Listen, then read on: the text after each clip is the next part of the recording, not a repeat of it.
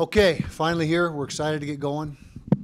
It's a Thursday opener, which it has been for quite a few years now, which we think that's a positive. It gets you a little extra time for that game too. So camp went well, came out healthy, healthier than usual.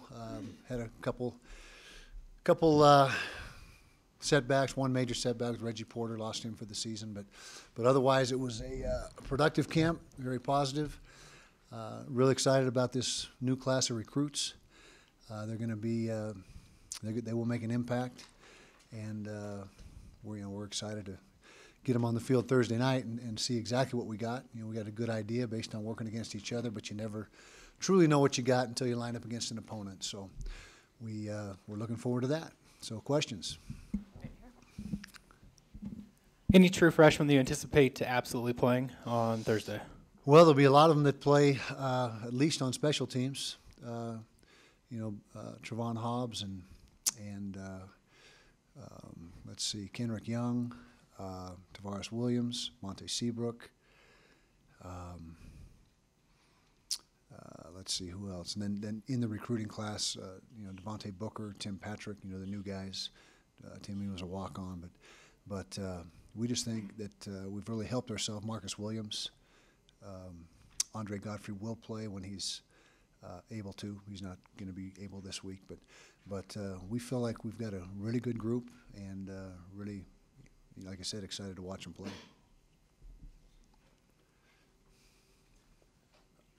Dominique Hatfield is going to be the first two-way player for you guys since Eric Weddle in 2006. Mm-hmm. What do you see in his skill set that makes you confident that he can be an impact player on both sides of the ball?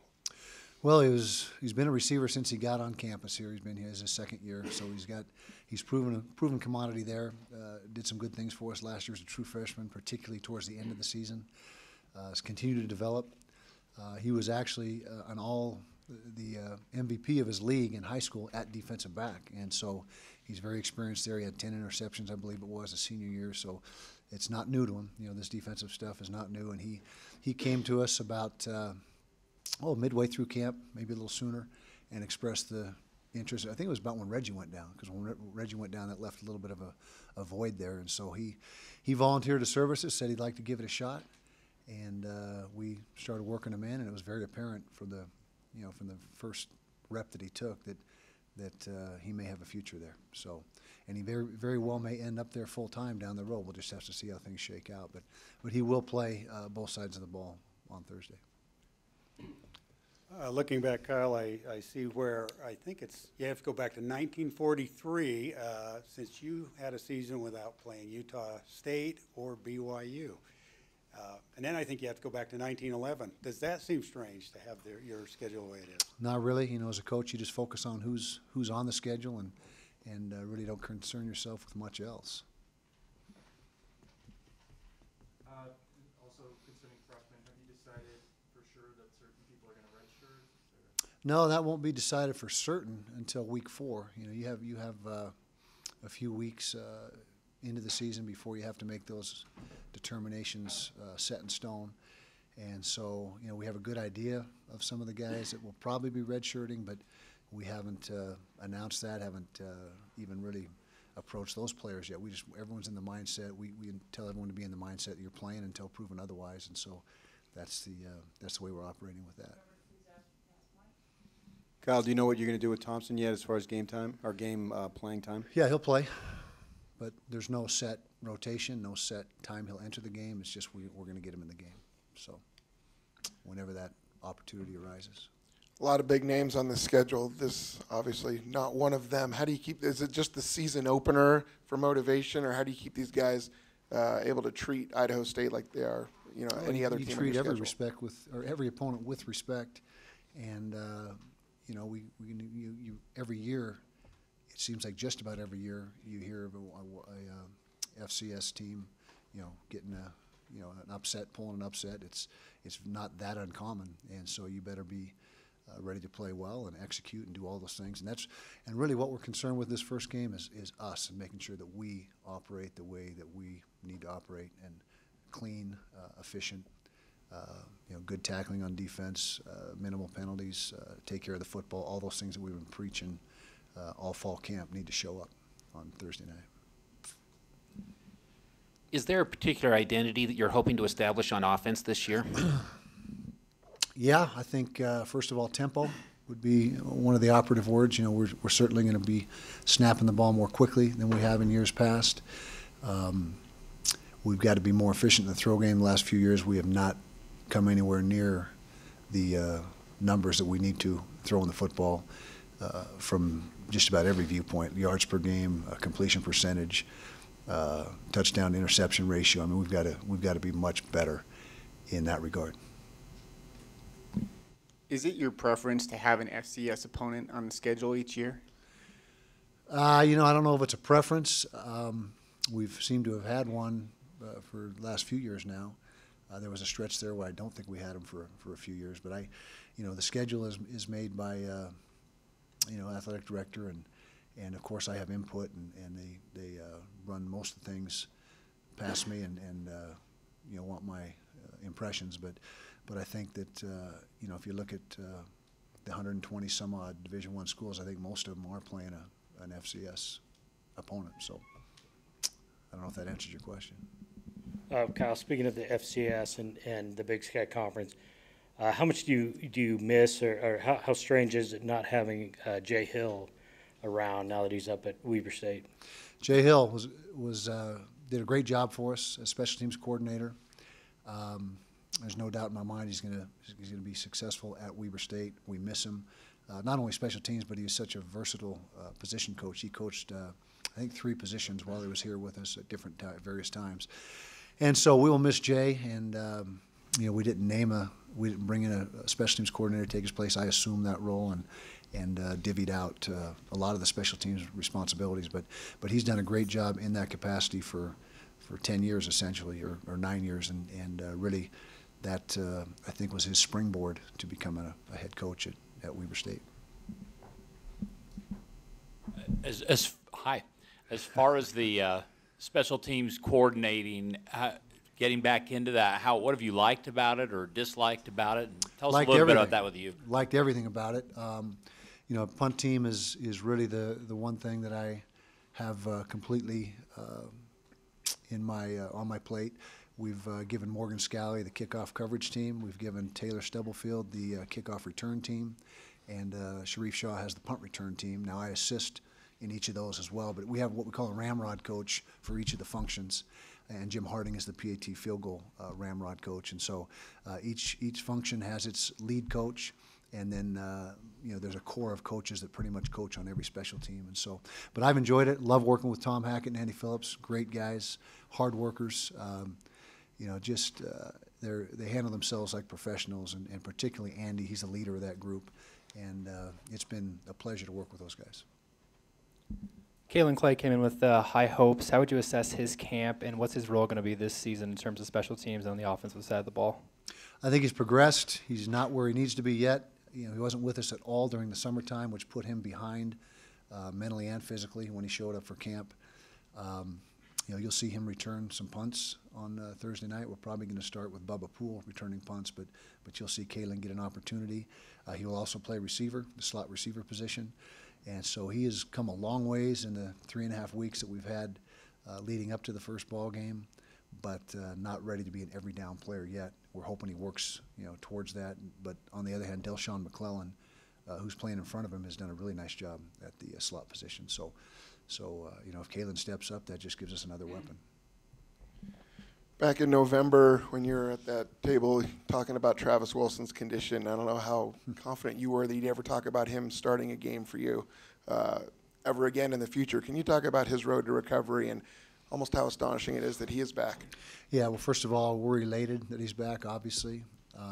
There was a long period of time there where his career was pretty much thought to be over with. It was tough on him, tough on his family. He kept persevering through that, kept his head up. And then as we started to get a little glimmers of hope as the process continued, we were encouraged, he was encouraged, the family was encouraged. And then when we got the final word about mid-June that he was good to go, it was great for our program, great for him, But most of all, obviously, it's that he's in good health. I mean, the football is a bonus and a sidebar to the whole thing. Him being healthy and the doctors declaring him, at no more at risk than any other buddy on the team was a big positive. And Travis has really, I think he's really embraced and found out a lot about himself and how much he loves the game during that period of time. Not that he wasn't a hard worker and a guy that was all in and competitive, but when you have something taken away from you for a period of time, it opens your eyes a little bit, and he came back with even more of a purpose than he had prior to. Given just the sheer number of quarterbacks you have this year to work with, what's the process been like to sort through those and kind of rank them and get them in the positions that they're going to play? Well, it's been pretty smooth. We had a good opportunity in spring to take a look at the guys that weren't here, which was Kendall Thompson and Donovan Isom. So the other four got a really good look in spring at what and lots of repetitions. During fall camp, we knew the plan going in was that Kendall and Travis were going to get the majority of the reps. Really, after Travis and Kendall, we didn't have a big body of work during fall camp for the other guys, but that's just how it goes. I mean, when you got, as many quarterbacks we have, or if you're deep at any position for that matter, you can only take, sink your reps into so many guys. And so I think it played out pretty good. I think, we've got the right 1, 2, and 3 right now. And so we're set for the season. Now, as the season progresses, things could change. We'll see how people play and what kind of performance we get. But the guys that are behind, got to be patient. Now, Adam Schultz is kind of the guy that really didn't get much of an opportunity this fall, and he's a junior. The other kids, Connor Manning and Brandon Cox, are both freshmen, redshirt freshmen now, and Donovan's a true freshman. So they got a lot of football ahead of them and a lot of time to continue to work. But Adam, and he had a great attitude through the whole thing. I mean, he's a team guy all the way, and really, sometimes things aren't fair. In football, you got to do what you think is going to give you the best chance to win.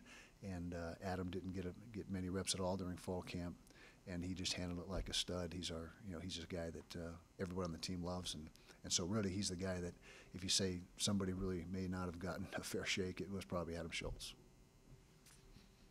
Can you give us sort of the scouting report on Idaho State?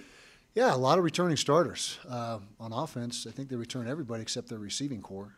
They got to rebuild that, but the entire offensive line, running backs, quarterback, tight ends, defense, much the same. The corner position will be fairly new, but that's the first thing. When you start looking at them, is just about everybody is back. Defensively, odd front. They will mix in some even front, but they're mostly an odd front. Offensively, much like what we are and what everybody is, spread. High tempo spread offense, and so that's just kind of the generic scouting report, but we've been working on it, working against those looks now for a week and a half, so we feel like we're ready for that.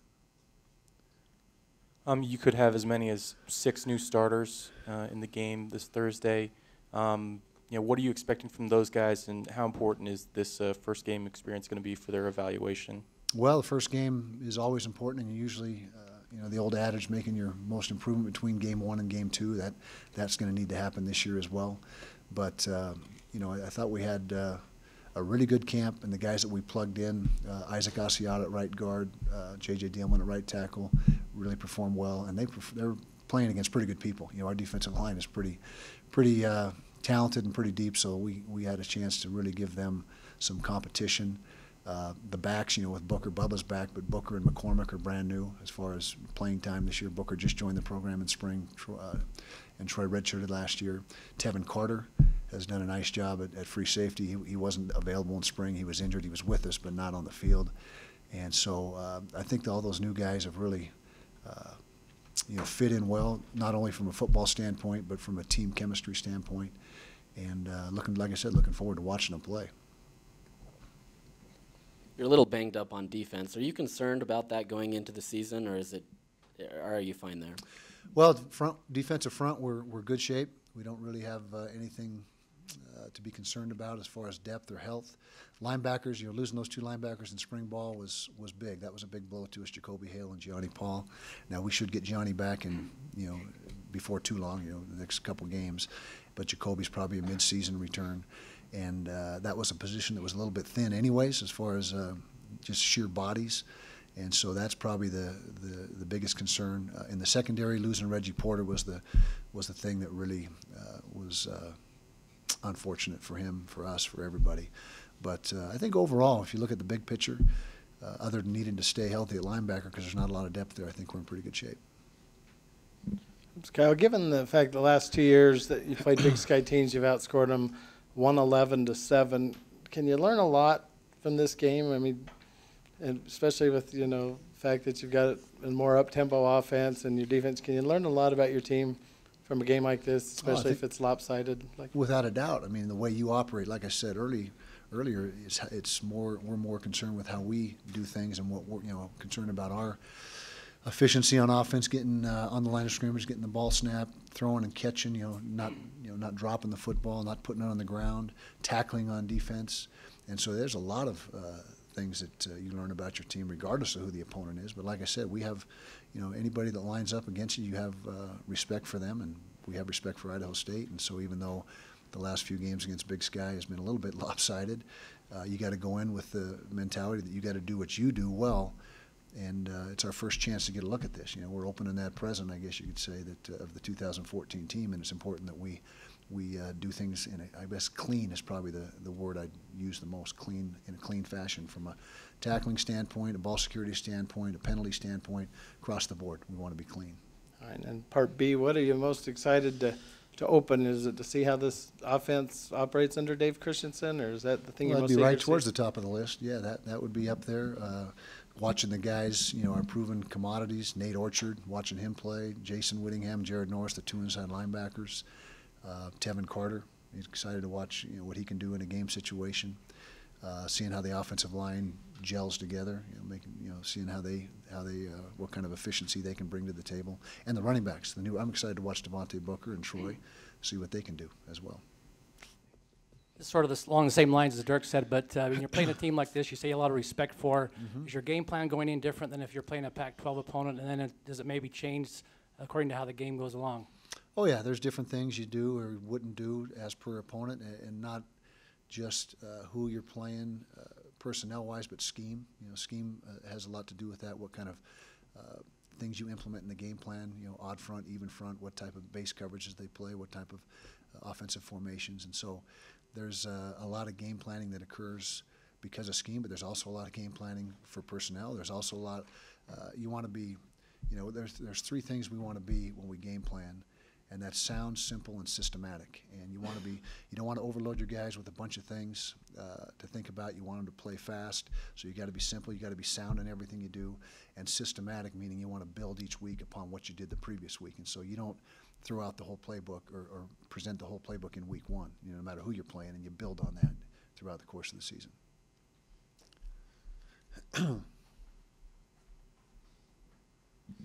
Coach, how excited are you to have football finally here? It feels like this offseason. So excited I can't see straight. How about that? It's time. It's been a while. Just watching the preseason NFL games kind of gets the juices flowing, and I can't wait. I mean, I'm just very eager to get the ball in the air at 5:32 on Thursday evening. That's when we're going to kick it off. Coach, how much impact would a healthy Kenneth Scott have had last year, and how will he impact this season? Well, good players help your cause. I mean, there's no doubt about it that when you lose good players, it hurts your what you're doing. But that's part of the game. Next guy's got to step up and pick up the slack. And I put Brian Blecken in that same category as Scotty. We missed both those guys tremendously last year, and to have them both back in the fold is a huge positive for us. Brian's he's a great defender. I mean, he's a guy that really is what you want in the secondary. And Scotty has had an exceptional camp, and having him back, and that takes a lot of pressure off Drez. It's not just what Scotty brings to the table, for himself, but the pressure that takes off Drez Anderson, because now we've got several weapons out there. Idaho State, they like to throw the ball. You talked about some injuries in the secondary. How prepared is the secondary? I think very prepared based on what we see in practice. But again, when you're working against yourself, it's relative to a large extent. You can't get a a completely accurate picture of where you are as a football team, and you may not get that picture till week 3 or 4 of the season. You know exactly what your team's all about and what your strengths and weaknesses are. But you know, going in, we feel like we've had a good camp and we've got the right guys in the right spots, and you know, the schemes are good, and so we'll see what happens. I believe it was in the Weber State game last year. You guys practiced the 2-minute drill near the end of the game or mid-game or something like that. Are we going to see some maybe experimental plays, maybe something that you don't know if will work in the Pac-12 against Idaho State? No, not really. That was at the end of the first half against Weber State, and we just needed we felt at that point in time we needed to work on the 2-minute drill. We may not get another opportunity for several weeks, and so that was the reason for that. But you know, we have a game plan that we go into each game with, and we want to execute that game plan, and that's, like I said, we really need to see us at this high tempo with the offense against an opponent, and just see where we're at. Can you talk about Spencer Toon and Steve Fafita coaching at a place where you and Dave sort of made your bones? Yeah, me and Dave both cut our teeth there at ISU. Had a great experience living in Pocatello. I love my time there. And Spencer and Steve are both young coaches just getting started. And I think they're both doing a fine job. They come down here a lot and clinic with us. They have in years past. Of course, Steve was just with us last year. And so it's, it's good to see them get a start. And that's really, I think it's a good place to start for a young coach at that level in a place like Idaho State. I think there's a lot to learn and a lot of good things that, especially the Big Sky. Big Sky can be a very good conference, and so that's a good place for a young coach to start to get his career out of the starting blocks. Coach, I was listening to one of the Pac-12 studio hosts, the group that had toured all the camps. They came here, of course.